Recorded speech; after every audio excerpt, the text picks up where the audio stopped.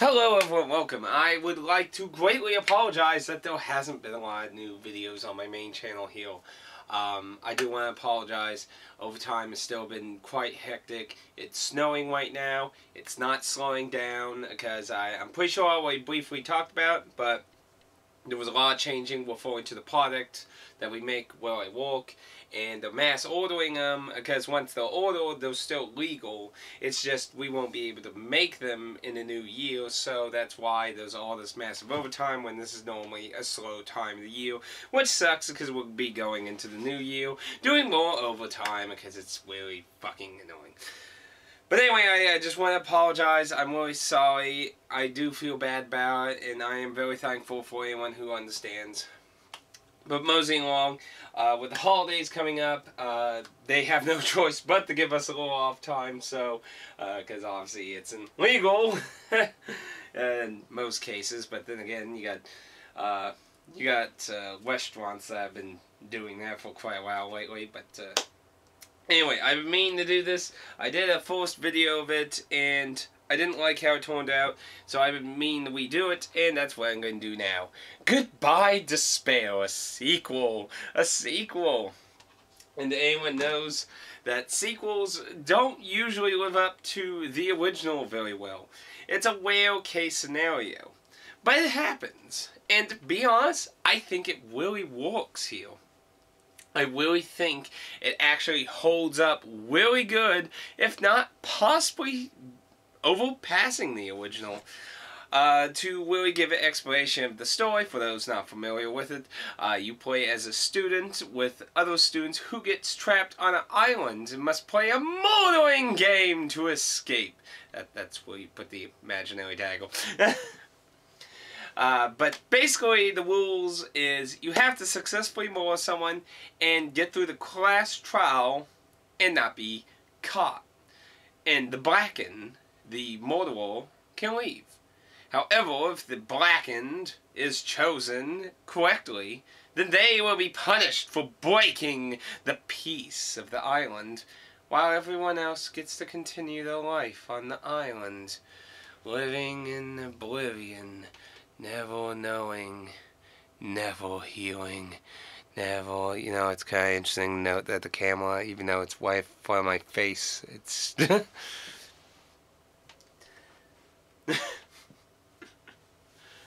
But, yeah, you start as a new cast. However, you will see a slightly familiar face when you start the game, if you played the first game. But mainly, it's a new cast with the Monokuma back at the wing of the insane killing games.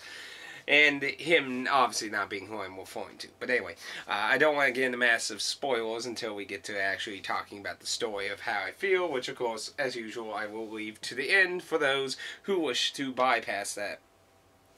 So the gameplay. The gameplay is very similar, but there are new elements to it. It's mainly affected in the classroom. The only real new changes towards the outside of the trials that's really going on is you have a little pet simulator thing that's like Tamagotchis and that. Don't have to mess with it at all. It's an optional thing. I kind of just messed with it a little bit. I got like 3 creatures out of it in my entire playthrough. It goes by these steps.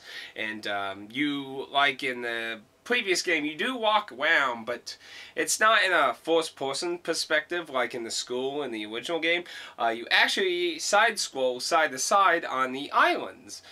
You are trapped on an island that has multiple islands connected to it, and you can go across different bridges to get to these different islands as the game progresses. So the first-person aspect is only in a few other parts. It's not completely gone, but it's very faded into the background. So this is about the only real big difference differences there. You still converse with the other students, you still explore, you still find Monokumo coins. Actually, though, the Monokumo coins actually is different. In the previous game, you just would investigate shit and boop, there's some Monokumo coins that are kind of like Professor Layton looking for the little hint coins. Now you actually have to find hidden Monokumo dolls to get Monokumo coins. You also awarded them for finishing trials successfully, like the previous game, but you do not find Monokumo coins by themselves anymore. That's another difference, though. Now, in the classroom trials, what's really, really different is they've really enhanced it more. You can now agree with arguments and show evidence to agree with somebody's statement. Like if somebody said, "But hey, I witnessed this," and you have something that helps prove that case, you can present that statement on now. Though you cannot disagree with them. If you're going to present a statement on one of those, you have to be in agreement. You can't counter them in a way, and they're a different color from the original game's font. They have a new color code. I believe they were blue, I believe. It's been a while. I mean, I played this back when I went to Utah Comic Con, so I'm pretty overdue on doing this. I mean, we're getting near to the end of November, so my memory is a little foggy on the color, but I believe it was blue for those statements. Another interesting segment is introducing your sword of justice, so you may cut through some statements. This is a one-on-one showdown, and it's not in the same way with the Rhythm game, which is still in this. Pretty much the whole original's court case. The court case system is still in the game. They just added more onto it. In this system, basically somebody is refusing your argument and such, or is trying to counter it with the logic of that, and you have to combat those statements. Now, what's interesting about this, you slice through the white dialogue, the white noise. You have to cut through it, and some of them require multiple slices, and you do have a counter on how many slices. Till the end of the game, that did not really become a problem for me. Now, you have to be careful, because like the normal case itself, when they present a statement that you can throw one of your truth bullets at, this case you will be using your truth sword, you have to present the proper statement so you may cut through the argument and reveal the truth. It doesn't play horribly different, but the main mechanic is that if you're not cutting through those statements properly, they push the argument in their favor, and you have to push the argument into your favor so you can move on into that. It's an interesting little difference of that, but it's not like a huge revolutionizing thing, but it adds some different gameplay into the classroom. The class trials to me felt like they were also longer. I mean, that obviously would vary based on your way of thinking and such, and how quick you're at solving the case. But personally, I really liked it. Pretty much all the cases, they were all very twisted, interesting, and they felt like they were much longer than the original game. Overall, the game itself felt much longer than the original game, too. I really liked it, a lot of the cases. The artwork still remains to be very colorful, strange, odd, and lots of weird, conflicting pink with horrible murder. The dialogue continues to be very good. I liked it. A lot of the voice actors, especially Gundam Tanaka. Gundam Tanaka's voice actor was awesome. I need to look up who the hell did him. Also, the main character in the game was also voiced by everyone's favorite Adachi, if I remember correctly also. So, that was also an interesting choice for voice actor. Adachi, aka Vash, aka the Black Ranger, aka tons of other anime characters. But the voice acting was very good. I feel like there was probably a fair amount of the same kind of even level, maybe even a little more perhaps. But And there's a good soundtrack, too. Of course, there's a lot of returning music, like Monokumo's theme. You couldn't have a game with Monokuma without his freaking weird, wacky background music. But, the overall theme and message of the game, it remains to continue on hope and not to give in despair. And it gets pretty fucking twisted at the end. It gets really twisted. And the ending, it's definitely going to be mixed feelings in a way, depending on person. But I really liked it. I definitely recommend it if you enjoyed the first game, and if you like Mortal Mysteries, Phoenix Wright, case solving and shit. It's definitely up that alley. It's very good for visual novel story, Mortal Mystery, and all that. You're into that stuff, get this game. Get it now. Go. Buy it. So, with all that out of the way, it's time to talk about the story. Obviously, massive spoilers. So, I do have some minor complaints to the story, but not anything that destroyed the game itself. In the end of the game, you find out that the students are actually in a virtual reality on a reconstructed version of the island they're on, which is why there's all these buildings and Hope Academy and everything, that nothing makes sense with the books they read near the beginning of the game. And that they're a part of an organization called the Remnants of Despair, which were greatly influenced by the Ultimate Despair. The remaining survivors of the previous game were in an attempt to reconstruct them back to their original selves prior to the influence of the Ultimate Despair. The idea was that they would live their life memories prior to going to Hope Academy on the island, act and stuff and bond and that, and then re-upload the new memories into their bodies again, thus erasing the remnants of despair that they wore. Sadly, obviously, Monokuma showed up and screwed all this up. While the game never initially tells who uploaded Monokuma into this program, it's hinted at basically being the main character. The main character is, the main character basically got reprogrammed and had another person's memories controlling him. So when they did this to them, that's why he isn't in this. That he's not in control because he wasn't there before his entry to Hope Academy. And he was also another person of all the despair crap and shit. But basically, once they get to the end, the last few survivors, they find out the ultimate plan here. Basically, Jericho, the Ultimate Despair, is still around in virtual space. Of course, I mean, Monokuma's here, so it's like either somebody's controlling Monokuma or somehow she's doing it still, even though she's dead. But her idea is, basically, she wants to upload herself into the bodies of the people who are dead, which is actually in comatose. Very funnily, no one dies in this game. Unlike the first game where lots of people died, nobody technically died in this game.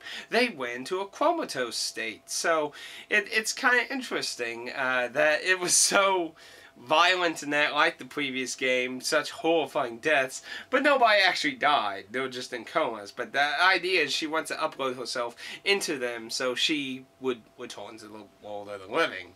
So, of course, this would be horrible because there would be multiple versions of her continuing spreading despair into the world of trying to save from all the violence and shit that's been taking over, of course. So, this leads to a whole lot of decisions and stuff of overcoming their despair, because basically the idea of the original program is that the teacher, the little rabbit, that's I'm trying to remember how to pronounce her name. It's the same thing as Sailor Moon's name in the Japanese version where it means rabbit.